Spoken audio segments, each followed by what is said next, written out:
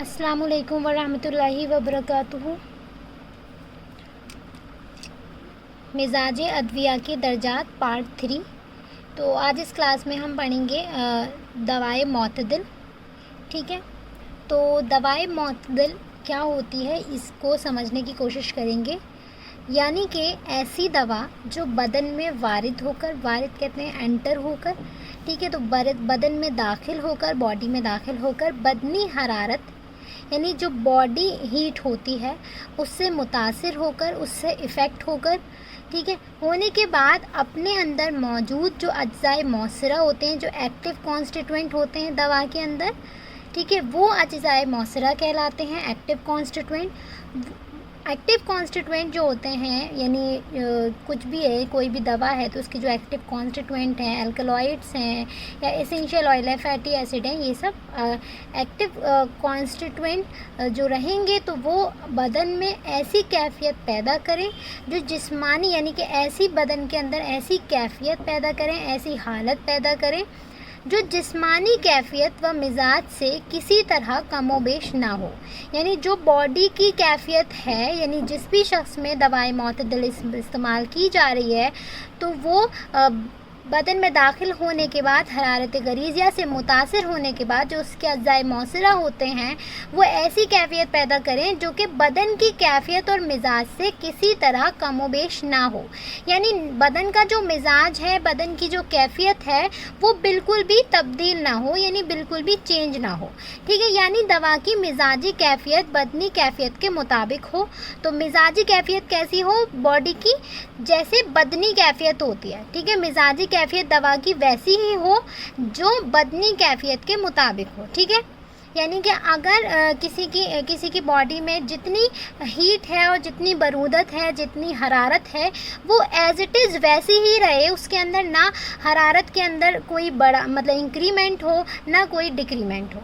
ठीक है, और वो दवाएं जिस्म में कोई ज़ायद या कम असर ना करें।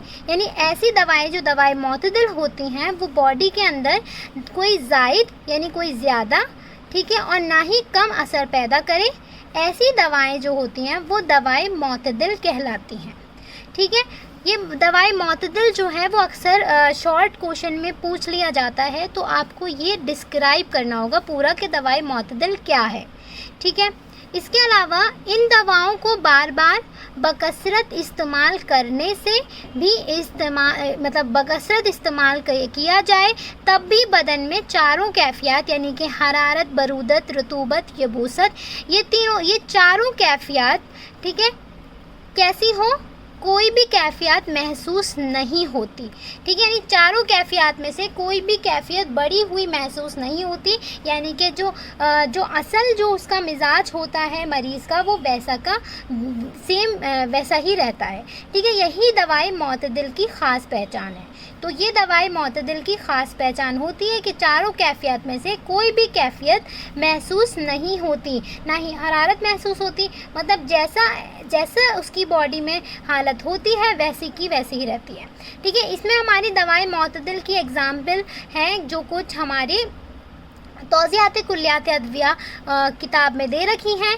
ठीक है, आबरेशम, उष्णा, आबरेशम बॉब्मिक्स मोरी है, उष्णा जो है वो उसनिया लॉन्गियम है।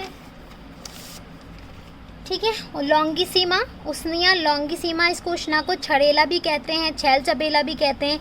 ये हलेला काबली है, ये तुख्मे कता है, कता जो होते हैं वो लिन सीड्स होते हैं।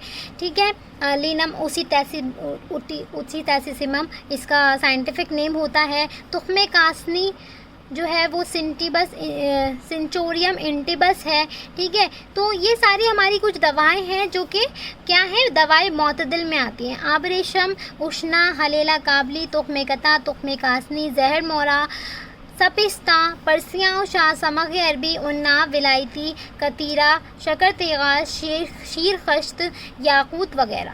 ठीक है, तो इसके कुछ एग्जाम्पल हैं। आप 5 एग्जाम्पल भी अगर एग्ज़ाम में लिख आते हैं और यहाँ पर मेंशन कर देते हैं दवाई मोतदिल को जो मैंने यहाँ पर एक्सप्लेन किया। अब हम बात करते हैं उसकी जो शेखुर रईस ने बताया है कि दवाई मोतदिल क्या होती है। ठीक है। तो उसूल तिब में दिया हुआ है, मैं आपको वो दिखा देती हूँ, दवाई मोतदिल की डेफिनेशन। ठीक है, तो देखें ये है कैफियात अदविया वाले पार्ट में दवाई मोतदिल के बारे में शेख ने बयान किया है कि शेखुर रईस फरमाते हैं, क्योंकि अतिबा के कौल बहुत ज़्यादा इम्पॉर्टेंट होते हैं और ये पीजीज़ में जब भी इनसे क्वेश्चंस आ जाते हैं तो इसलिए हम ये भी कवर करते चल रहे हैं साथ के साथ। ठीक है, तो शेखुर रईस फरमाते हैं अतिबा जब किसी दवा के मुतालिक कहते हैं कि ये मोतदिल है, ठीक है, जब अतिबा यानी फिजिशियन कहते हैं कि ये दवा मोतदिल है तो उनसे क्या मुराद होती है। दवाएं मोतदिल से कहते हैं कि ये मोतदिल है तो उससे उनकी मुराद ये नहीं होती कि ये दवा हकीकत में मोतदिल है, यानी मोतदिल हकीकी है। ठीक है, मोतदिल हकीकी क्या होता है कि इक्वल क्वांटिटी में, यानी कि अगर कोई दवा है, ठीक है, मान लीजिए कोई दवा है तो उसके अंदर चारों जो कैफियत हैं वो 25%, 25%, 25% और 25%, तभी तो 100% होगा, यानी हरारत, बरूदत, रुतूबत, यबूसत। तो ये चारों कैफियत जो है वो इक्वल क्वांटिटी में हो। ठीक है, तो वो जो कैफियत कहलाती है वो कहलाती है मोतदिल हकीकी। तो इस तरह का जो मिजाज होता है मोतदिल हकीकी वो पाया नहीं जाता किसी भी शख्स में या किसी भी दवा में, मोतदिल हकीकी नहीं पाया जाता।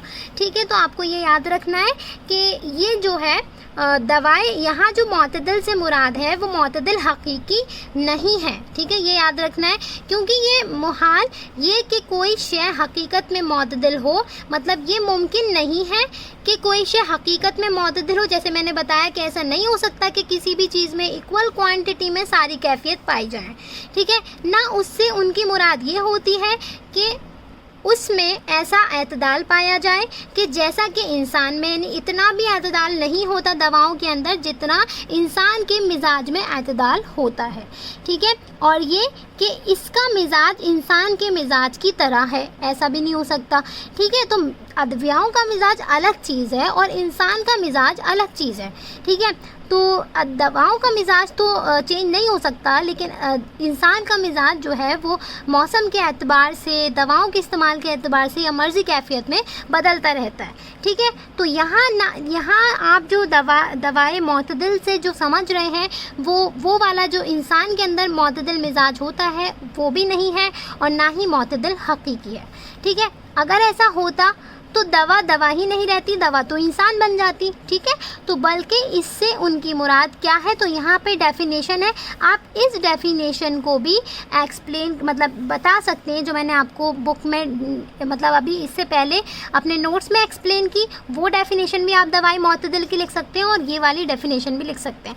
तो देखें क्या है दवाई मोतदिल, वो दवा जब वारिद बदन होकर हरारत गरीज़ी से मुतासिर होकर, ठीक है, तो ये तो आपको लाइन याद ही है कि इसके अलावा आखिर में एक ऐसी कैफियत पैदा होती है दवा के इस्तेमाल के बाद, और जब वो हरारत गरीज़ी से मुतासिर हो जाती है तो आखिर में एक कैफियत पैदा होती है जो इंसानी कैफियत से किसी तरह खारिज नहीं होती, यानी कि इंसानी कैफियत के बाहर नहीं होती।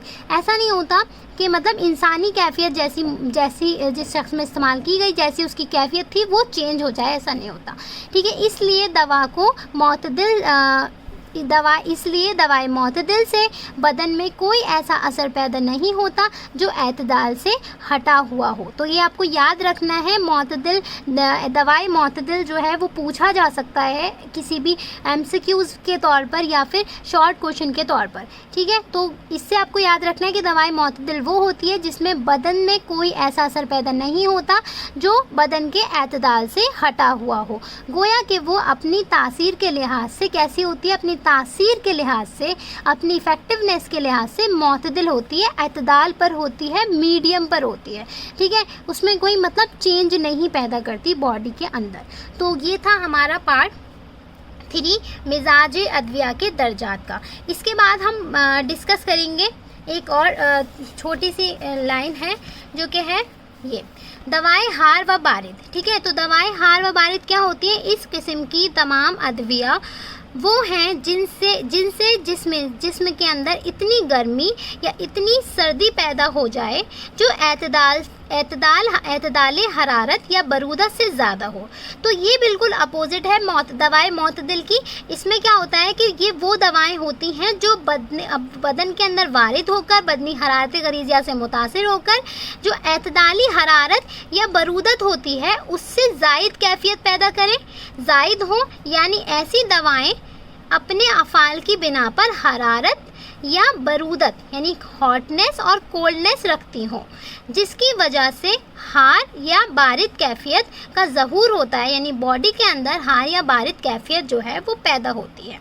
ठीक है, तो ये मिजाज अद्विया के दर्जात का पार्ट 3 था। अब हम पार्ट 4 में डिस्कस करेंगे अद्विया के दर्जात। इसमें हम दर्जाए अव्वल डिस्क्राइब करेंगे, दर्जाए दोम, दर्जाए सोम, दर्जाए चहारम। जज़ाकल्लाहु खैरन कसीरा।